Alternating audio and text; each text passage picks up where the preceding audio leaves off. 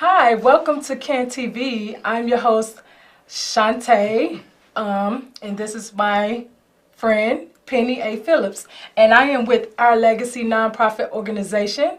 And today we have an interesting topic. Today, well, excuse me, you all, I have to fix this. I'm sorry, we're going Facebook Live, but you know me. That's okay. But today we're going to discuss. It's kind of hard. It's kind of hard, brother. But we'll get it. Today we're going to discuss health, and it's going to be an interesting topic. But before I go on with my topic for today, please remember to call in with Our Legacy, or you can contact us through our website, ourlegacynpo.com. Call us at 773-303-5846. Excuse me. And also, I want to remind you that there is a food pantry. You can put it over there. A food pantry that we're going to be that the Cleo Center will be having, which will be May 2nd. May 2nd of the food pantry, and it is free. There are many other food pantries coming up. Every first Wednesday of the month, there will be a food pantry. So that's the Cleo Center, as well as the address for the Cleo Center is 55th in Michigan, you all. So I just want to inform you of that. But back to us, excuse me. Okay, so Our Legacy is a nonprofit organization in which we provide educational resources and services for the community. And we provide services such as archery, the Hello campaign, mentoring, community clean green, etc. And the reason is because we want to make an impact on our community. Just that simple. So our Legacy nonprofit organization, we have lots of interesting projects and programs that we are pushing to do this summer, and as well as some we're already doing. But to continue on, I want to first introduce my guest. Again, her name is Penny. And Penny, can you tell us a little bit about yourself? Yes, I'm here to do a segment about health and eating disorders. I know many Americans suffer from this, and they're not really open about it, and I just wanted to shed some light on this area, especially in the African American community. I've been struggling with this situation for many years, and I just wanted to let people know that you're not alone. Absolutely. And that there is help when you need it, and people can be a little more open about it. But on top of that too, because of the things that we are eating, that's not really helping our bodies and our minds that much either. So I just want to shed light on that. And I appreciate that. So today's topic is health once again, but I want to talk about why it is important for us as a community to develop a healthy, balanced eating diet, and as well as what are some solutions that we can come up with or that we need to have to maintain a balanced dieting. And so I want you to talk about your journey of overcoming food addiction and how you overcame these obstacles throughout the years. So my first question to you, Miss Penny, is what age did you or when did you decide that enough is enough, that it will be your last straw to bad dieting or bad eating? I would say at 26, but 13 was like when the light was shed on the matter that I was even aware that something was going on with me. Taking high blood pressure medication at 12 years old till I was 17. Wow. And I had no idea how much this, quote, disease can affect you as a young child. And so it's a lot of children out there who are obese and high blood pressure is on the rampage. It really and is. back in the day, that was almost unheard of, a 12-year-old taking high blood pressure medication for 5 years. So all throughout high school, I was on medication, not knowing that it was connected with the foods that I was eating. I was eating very unhealthy, a lot of salt, a lot of sugar, lack of exercise, being in a big family. So, Wow, wow, I appreciate that. And so, how did this, at such a young age, how did this have an effect on your life as a whole, in general, you know? As a whole, it made me feel miserable. I mean, you go through a lot of thought processes when you wondering, why me? You know, why am I dealing with this? Why do I have to take medication? My parents, if you're talking back in the 60s, 70s, and 80s, this was really unheard of. It wasn't really known in our community. It wasn't brought out into the open like that. Okay. And so they did the best they could. But I think once I went to the doctor and they started telling me, you know, you need to eat right, you need to start exercising, get off of the sugar and the salt. If you keep going this way, I was on the stroke level. Can you imagine? Are you serious? Really? My blood pressure was so high, they said that your daughter's on the stroke level. Wow. It was like 140 over 180. It was high. That's high, yeah. And at 12 years old, I was devastated. You can imagine the effects that older people get when they hear it. Imagine a 12-year-old hearing that. Absolutely.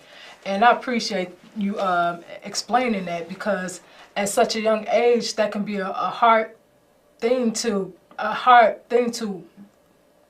come to the realization of, like, I'm young. Why am I going through this? Yeah. Why am I experiencing this at such a young age? And like you said, it affected your esteem, Self-esteem your for many self-esteem, years. you know, being young and just not knowing how to handle it at such a young age. And then as you got older, you know. Yeah, I started seeking help. You started seeking help, right? Yeah, well, on my job, I started, because I was thinking depressed thoughts, and my employee assistants introduced me to it and opened the doors for me to go seek some help. Yes. It's very serious. It's very quiet. You know, it's a very behind closed doors type of deal. A lot of people do it, but they'll never admit it. It takes a lot of courage to come out in the open to say, you know, I have an eating disorder. It takes a lot of courage. And it's a lot of us that's creative. There's a lot of men out here too. There's quite a few men, they suffering from it too. Wow. So it's an equal opportunity destroyer. And it's a slow death. It's a slow death. Yeah, it takes years to really,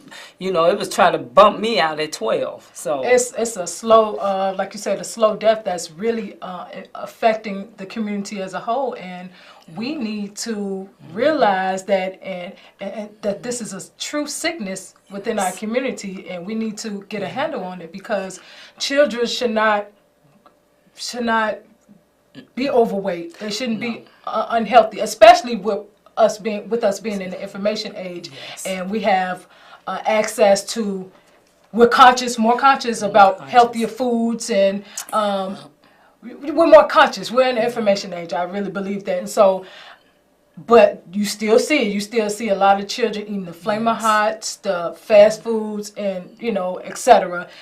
But yet they're lacking in the nutritional part of their diet. So I definitely understand where you're coming from with that. So I want to know, and you all don't forget to call us. First and foremost, call us at CAN-TV 773-738-1060. Call us, and also you can check out more information on our website, ourlegacynpo.com, or you can contact us, through Facebook. We're always on Facebook, and or you can call us. Either way, but I want you all to remember that you can definitely get in contact with us. Yes. So I want to know, Penny, what steps did you take to overcome the food addiction, Well, and first, to get you where you are today? Well, first after getting over the shock of being at the stroke level at 12 years old, and then going into high school, I went to seek help from counselors at my high school. Yes. And what kind of helped me too was staying active. I managed to go through a program called CETA, Comprehensive Employment Training Act, and that helped me out. They don't have that anymore, but that helped a lot of African American children back in the day. We got some really good jobs through CETA. Wow. And that kind of boosted my morale, you know, because it's like, how am I gonna get a job? I'm obese, and so my counselor at school got me a job. I started working, and that kind of helped put some kind of discipline in my life. I had to go to work. I had to go to school. I had to get some structure. Structure. And so that was the beginning of structure. Then after that, as time went on in my working career, unfortunately, you know, life stresses kick in, and you have to deal with work and people. Yeah. All those things play a role in emotional eating. Okay. Because that's what this is. It's an emotional, physical, and spiritual issue going on with you when you have an eating disorder. It's all three. All three. And most people think, well, if you just stop eating, if you just pull away from the table, there's more to it than that. You're right. A lot of people think it's simple as 1, 2, 3, but it's hard work. Yes, it's simple, but it ain't easy. It's simple, right?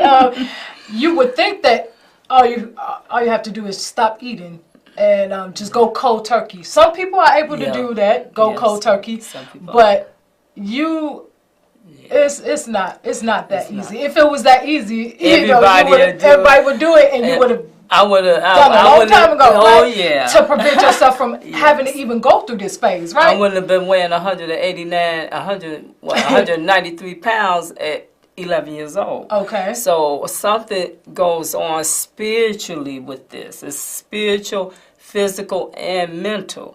And until you come to grips that all three are affected, then you're gonna always be kind of off beat with that. Some people have a handle on it, they lose weight, they do fine, but then you got that yo-yo syndrome going up and down on the scale for 10 to 20 years. So wow, okay, wow. So don't forget, you all, once again, I'm sorry, let's get this right. If you like what you are hearing thus far, if you are enjoying this topic and discussion, which is health and why it is vital or important for us to keep a balanced diet, then if you want more information about this and our special guest, you can contact us via our website, ourlegacynpo.com, or you can hit us up through Facebook, as well as give us a call, 773-303-5846. And once again, don't forget to call us, you all. Call us. We want to hear from you. We want to hear from you. We'd like to hear your thoughts and your, what you have to say, and what advice or experiences that you might have gone through, and how are you maintaining a balanced diet, or if maintaining a balanced diet is something that you want to, is one of your goals, something that you want to reach.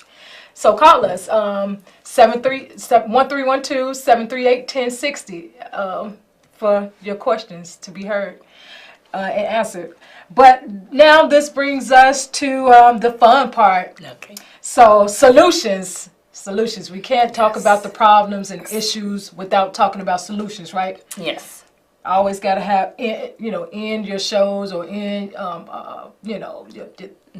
your discussion with solutions. So a few solutions that I believe that can get us on our way to balanced dieting is that we should be fasting. Meaning we should do a water fast. Well, first thing, really, the Yeah, first okay, thing you cut me need out. to Go ahead. Yeah, go ahead. No, the first thing correct you me. need to do is find out where you are with your health at the doctor. Makes sense. You're right. Check for your sugar levels, your HDL, your blood pressure. Just find out where you are. Okay. And if you're having any kind of headaches, see, mine was headaches, and I was seeing spots and dots. That's how I knew my blood pressure was up. Everybody has different ways of finding out. When I was going through that in grammar school, I would see dots and spots in the air when I would run and play outside, and I would sweat salt. I had salt coming out my body. Interesting. Okay. So those were, you have to find out what is going on, whether it's your kidneys, your heart, I mean, it could be your bladder, it could be anything. So That's once correct. you do that, you go to the doctor and find out where you are and find out how you can make changes. Okay. And your doctor will give you a diagnosis of your blood pressure and where it should be, Yeah. as opposed to how low it is. You need to find that out first. Definitely, like she said, to reemphasize that, definitely go to your doctor, go to your health physician to find out what it is what is going on with your body. That's definitely first and foremost. And, as you get to know your body and understand what's going on with you, definitely something that I believe that we should also include, with trying to help us get to that balanced dieting is definitely doing fast, juice fast, smoothies, water fast, things that you and I, and as well as my brother and my sister, some things that we're already doing. So this is, if this is something that you aren't doing, definitely want to begin to look into doing it, because it will have an effect on your life, a good effect, a good impact. Just drinking, I really believe it's starting with simplicity. Yes. First thing, just try to start drinking water. Yes. Lemon absolutely. water, plain water, you know how to water infusion when you drop the fruit in there and let it sit overnight.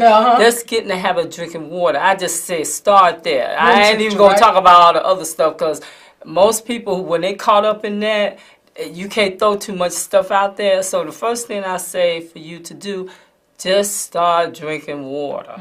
Try to get that stuff out your body one way or another. Usually through water, it will flush you out in many ways. So what effect? What effect does water have on you? What effect how has water by you it drinking helped more water? It cleared my skin. It flushes you out. You could tell when your body will tell you by the darkness of your urine how much water you drink. The lighter the urine, the water is working. The darker the urine is, you have to drink more water. It's just that simple. And your kidneys are working overtime trying to purify. The kidneys are purified. And you're not drinking anything, so it's going to work with whatever it has in your body. Yeah. So just drinking water, period, will make a simple adjustment in your life. You pop drinkers out there, I know it's hard to get off of the pop and the coffee. I'm not going to even beat nobody up for that, but please add water. And to add to that, I drink water as well. I drink room temperature water, and like she said, put the lemon or lime in it. Infuse your water, and that's definitely beneficial because it helps with your skin. My sister and I and my brother, we was talking about today how my face is clearing up. I used to have problems with my skin and things like that, so it definitely works. And so what are some other things that you do? So I wanted to ask you the whole package with your whole balanced eating and dieting. What is your what overall, what is it that you do to maintain your Well, I do a lot of, I drink my water, I visit my doctor, I exercise, I try to put in exercising, walking, nothing, when I talk to people, I really try to make it as basic as possible, because people don't get afraid when you go basic. And if you're trying to get off of sugar and or salt or anything. I just try to incorporate fruit. I tell people, I said, which you think is better, 4 apples or a bag of Oreos? I don't even say, you know how some people are really good with measurements. I don't go there with people because I remember how I was when people was trying to tell me. I did not want to hear that. Yeah. You know, they say eat some fruit. Don't tell me to cut the apple in half, put the other half in the icebox. No, that's not going to work. When you're dealing with people who have this problem, you got to come from a whole delicate, in my opinion, a delicate angle, so they won't be afraid. They're already doing stuff in the dark as it is. Okay. You know, when you're doing an eating disorder, that's hidden behind their degrees, their husbands, their wives, their children, their big house, their fancy car, and they got this one little thing in the closet. So when you approach people with that, you have to be, you know, just be simple with them and don't be so technical. And I've heard people do that. It turned me off when people was doing it to me. I said, well, if I ever overcome this, I'm going to tell people, I say, hey, if you got to eat 4 oranges to get that sugar craving out, it's better than eating 4 and 5 sundaes and ice cream and all that. Do what you have to do. Start small and then work your way up. Start with water. Makes sense. Start small and work your way up because you don't want to overdo it because you can overwhelm yourself, right? Correct? Yes, and you'll be yo-yoing. Like you said, yo-yoing. Yeah. Don't forget, you all, overhead, if you have enjoyed this discussion, this topic on health, and if you want information about anything that, any services that we provide or anything that we have going on as far as our organization, hit us up on Facebook or visit our website, you all, ourlegacynpo.com, or you can contact us through email or you can call us 773-303-5846. So definitely get in contact with us, you all. And so as you all know, my sister and my brother, they are the fitness expertise. Yes. Definitely exercising is an important part of staying intact with your balanced eating and balanced dieting, right? And mental too. It helps you out. And mental as well, right? Yes. So my brother and my sister, they will be on the next show probably, and they're going to talk more about fitness and exercising. That's not my area. Yeah, that's not mine either. It's not, but definitely, other things that I do, Penny, and I think that you do, but I'm not trying to overwhelm the people, but I just want people to know what it is that I do to keep my health intact. So things that I do, part of my daily routine, it consists of also the water, putting turmeric in my water, apple cider vinegar. Oh, yes. And what else? Oh, garlic. Garlic. I was having chest pains the other day. I was telling my brother, and I also cayenne pepper. So I was having chest pains, and it just wasn't going away, and it's still kind of slightly there. But since I've been eating the garlic and taking the cayenne pepper, that has been helping. I think my muscles are sore up in here somewhere. My muscles right here, but yeah. So I just believe that we should just be trying to add more. As much natural things as possible to our diet. Yes. Right. And not only that too, I know this is a hard topic for people to come out and a hard topic for people to come out and discuss. But I just want people to know that it is help out there. Just please try to get help. Go to your doctor. Talk to your physician about it in private. You don't have to, come out like that, but I know it's very important. There's a lot of people suffering out there, and I got a 40-year span on this. I got a 40-year biography from the age of 6, and I'm almost 60 years old. So it's a long time. That's a long time. People are kind of afraid to talk about it, and I understand that. Just try to take the suggestions that we offer. Absolutely. And go to your doctor, find out where you are, and seek the help that you need, because it's a lot of help out there for you. And so, on that note, we have to wrap it up. Well, actually, Not yet. We got 1 minute. Okay. Well, now it's time to wrap it up. Yep. We have 1 minute, right? It's okay. Yep. But just to piggyback off of what she said, if you have, I really believe that you all should take into consideration the things that we have talked about today, and I really want you all to get involved, more invested in your health. Yes. I really believe that it can save your life if you become truly invested in your life, in your health. Excuse me. So, with that being said, I want to ask you all if you have enjoyed this topic on tonight. We have 30 seconds. Please get in contact with us. Visit us at our website, ourlegacynpo.com. Visit us at Facebook. Contact us through our phone number, and we will bring Penny back on the show to further discuss more about this health topic, because it's more that she has to say. But on that note, I appreciate you all and for joining us, and we shall see you all next time. And it went so fast, but I'll see you all next time. Peace. All right.